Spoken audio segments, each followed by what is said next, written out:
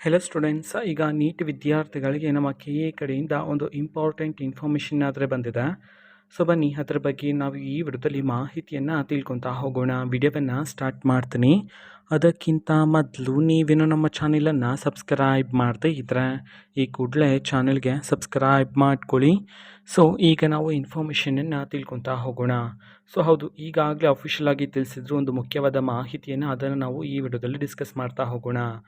ಅದಕ್ಕಿಂತ ಮೊದಲು ನಮ್ಮ ಚಾನೆಲಲ್ಲಿ SSLC ಮತ್ತು ಸೆಕೆಂಡ್ PUC ವಿದ್ಯಾರ್ಥಿಗಳಿಗೆ ಈಗ ನಾವು ಪಾಸಿಂಗ್ ಪ್ಯಾಕೇಜನ್ನು ರನ್ ಮಾಡ್ತಿದ್ದೀವಿ. ಕೇವಲ 99 ರೂಪಾಯಿ ನೀವು ಪೇ ಮಾಡಿದ್ರೆ ಸಾಕು, ಎಲ್ಲ ಸಬ್ಜೆಕ್ಟ್ಸ್ಗಳ ಪಾಸಿಂಗ್ ಪ್ಯಾಕೇಜ್ ನಿಮಗೆ ಸಿಗುತ್ತೆ.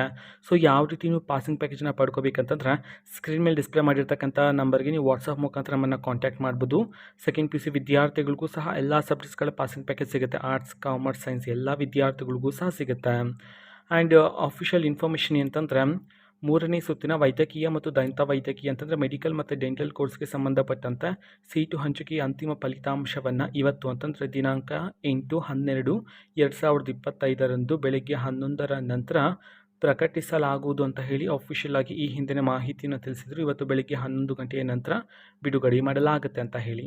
ಓಕೆನಾ. ಸೊ ಯಾರ್ಯಾರು ರಿಸಲ್ಟ್ಗೋಸ್ಕರ ವೆಯ್ಟ್ ಮಾಡ್ತೀರಿ, ಆದಷ್ಟು ಬೇಗ ಬಂದ ನಂತರ ನಾನು ಸಹ ಆದಷ್ಟು ಬೇಗ ನಿಮಗೆ ಇನ್ಫಾರ್ಮೇಷನ್ನ ತಿಳಿಸ್ತೀನಿ.